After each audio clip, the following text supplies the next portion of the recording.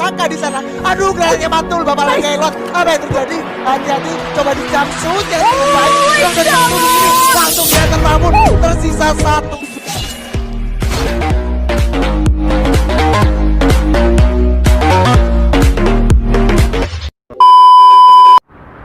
Dia pesawatnya dari arah Mill menuju ke Graveyard. Dimana kalau kita di sini sedikit menarik, pilotnya nggak adil banget, banyak banget di sisi atasnya tuh tipis banget. Kalau kita lihat Onyx-nya, bakalan kita main critical. Wow, ini makanan buat Indonesia harusnya. Bisa lah ya Onyx. Ini yang gue bilang menariknya juga si critical itu kalau misalnya di game pertama Liga Nasionalnya itu memang sempat turun di posisi arah Cape Town atau arah Kota Tua menuju Sentosa, walaupun ujung-ujungnya rotasi kedua mereka adalah ke Sentosa. Dan sekarang dia bertabrakannya VOV-nya sama Onyx yang gue percaya Bisa. Indonesia yang udah natakin critical berkali-kali bisa lah, ayo. Bisa.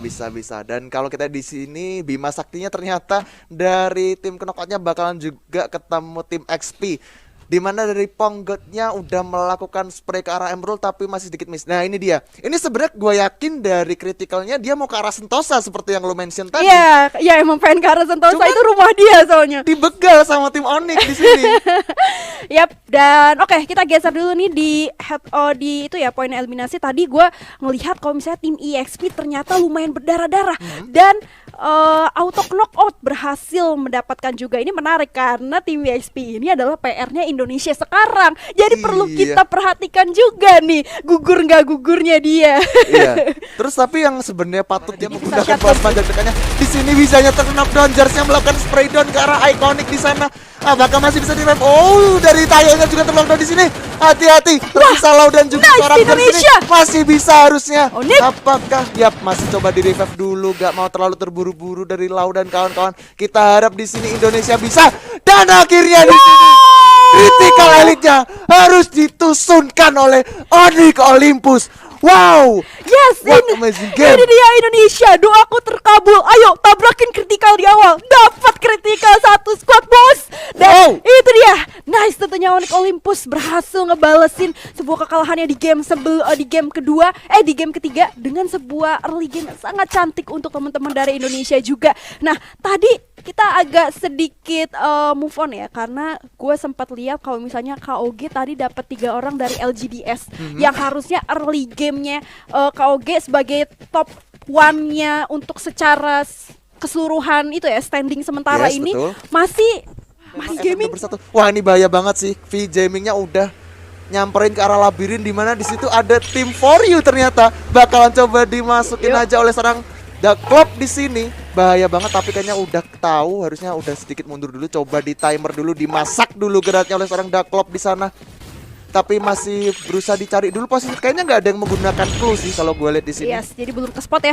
Oke, kita sabar dulu di sini. Kita masih melihat teman-teman Pakistan melawan Vietnam dan gue berharap Pakistan bisa ngasih sebuah perlawanan karena kalau sampai V-game ke shutdown enak banget buat Indonesia tentunya. Tapi kita lihat dulu karena ternyata langsung diras begitu aja satu orang kan. Dua is really hard for Pakistan. Dia diwakili oleh tim TG, tapi ternyata tim TG harus gugur di posisi ke-11 menyusul Critical X dari India ya tadi. Yes, bicara soal V-game nih sebenarnya susah banget ya.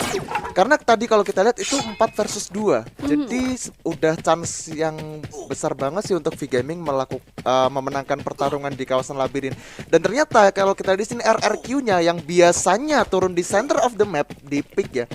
Dia akhirnya turun juga di kawasan pinggir. Tadi kayaknya di observatory kalau nggak gua. Iya, berarti ini masih sama kayak di Bermuda Vietnam yang lagi naik bersamaan dengan saudaranya V-Gaming. Nah, ini RRQ yang udah tadi juga dia sama skemanya ketika dia ngambil map kiri atas, lalu akhirnya next rotationnya basic lewat Bima Sakti Trip juga. Bima Sakti Trip tadi tempat drop pointnya si EXP, tempat drop pointnya juga auto knockout. Tapi perlu diingat auto knockout udah lumayan berdarah-darah sama si EXP tadi. EXP juga tersisa 1 orang. Nah, jadi harusnya masih bisa disusul sih. Nah, bicara soal auto knockout, tadi kita udah sempat lihat di mana auto knockoutnya dia mengamankan kompon di kawasan rumah L yang ada di Bima Sakti.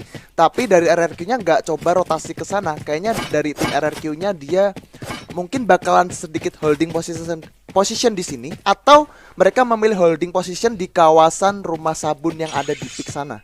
Gue senang sih RRQ di sini udah lebih sabar. Betul. Udah lebih bermain dengan menurunkan ego. Jadi nggak masalah untuk lebih decide menuhin research di awal-awal, cari glue wall sebanyak-banyaknya juga, terus menuhin medical kit, dan sampai akhirnya kita menuju middle game minimalnya udah cukup kuat gitu, dan nggak terlalu ngeras lah, posisinya agak ditahan gitu emosinya. Ya, karena kadang juga kalau nafsu itu nggak baik juga ya. Iya. Terkadang dari RRQ dan Onyx sedikit harus mencari momen yang pas dimana ketika mereka harus maju melakukan clash.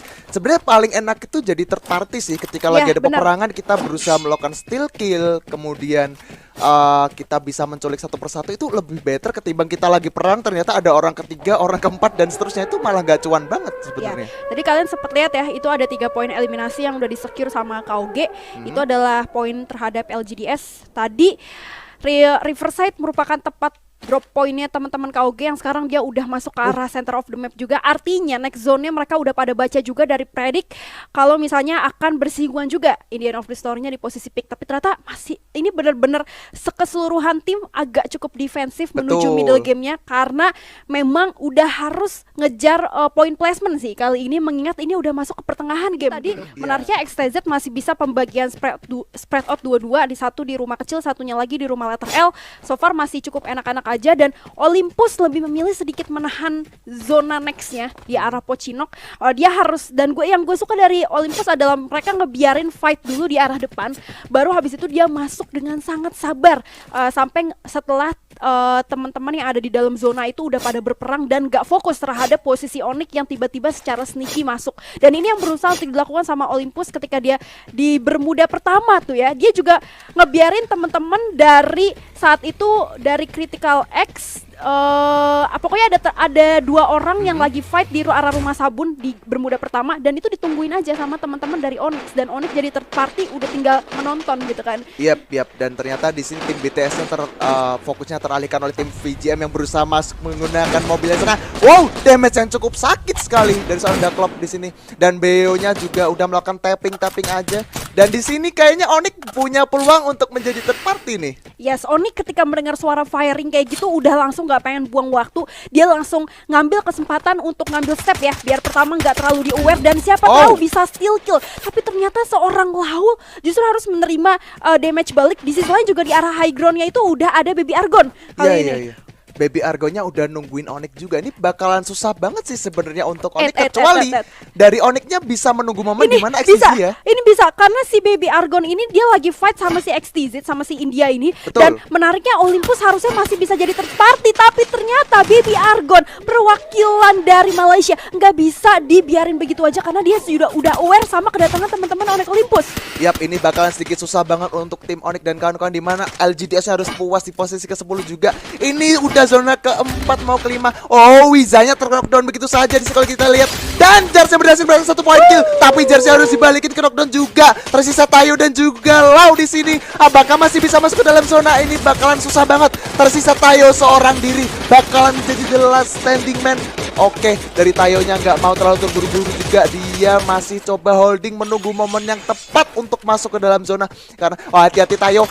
Aduh, movement-nya pindah di mana? Di sini kita lihat RRQ Chanju-nya sepertinya bakalan coba melakukan spray ke arah tim tim XP ternyata. Nice, RRQ nge-shutdown XP. Tentunya yang memang kita tahu secara standing posisi lagi di posisi kedua. Tapi kita lihat dulu kalian seorang Chanju berhasil memberikan 1 lagi kah, atau ternyata berhasil di steal kill kali itu. Wow. Akhirnya di sini BTS-nya harus pulang juga. Auto knockout-nya pulang di posisi keempat juga. Di sini RRQ masih bisa buya. Tersisa 3 tim. Come on Indonesia. FF Indonesia bersatu. Come on, komen yang banyak guys. Pokoknya ini Indonesia harus bisa buya sih. 6 poin kill udah diamankan. Baby Argonya juga harus pulang. Tersisa 2 tim. Indonesia harusnya bisa sih. Tersisa RRQ dan juga tim KOG. Ini dia. Pulangkan KOG. Ya, let's go shutdown di KOG from Thailand tentunya, di mana seorang O'Connor juga udah ke speed 3-1 karena berusaha untuk men-secure secara placement juga, dan O'Connor langsung memberikan sebuah sedikit spread out dari arah yang cukup jauh. Udah ada backup support juga dari 3 teman-teman RRQ Hades dari sisi kanan. Berhasil menok 1 orang lagi terhadap Thailand kali ini. So, Indonesia. Kita masih berusaha untuk lihat juga dari kapten kita Sang Legalot yang berusaha untuk ngasih backup support dari sebelah kanan, tapi hati-hati. Aduh. Di arah depan udah ada yang keras juga dari posisi KOG. Yes, kalau kita di sini Legalotnya masih mencoba melakukan distraksinya, coba di spray down di sana, coba dimasak dulu ke granatnya. Oh, Kandernya berhasil mendapatkan seorang Osaka di sana. Aduh, granatnya mantul Bapak Legalot. Apa yang terjadi? Hati-hati, coba di jump shoot yang cukup baik. Dan jatuh di sini, langsung dihantam Mamun. Tersisa satu lagi. Come on Indonesia. Yes. Kau bisa. Legalot. Wow, RRQ. Oh ya. Di posisi ke-1. Wow, what amazing game. RRQ Hades berhasil mendapatkan buyanya. Legalot menjadi MVP dengan 7 poin kill. Wow.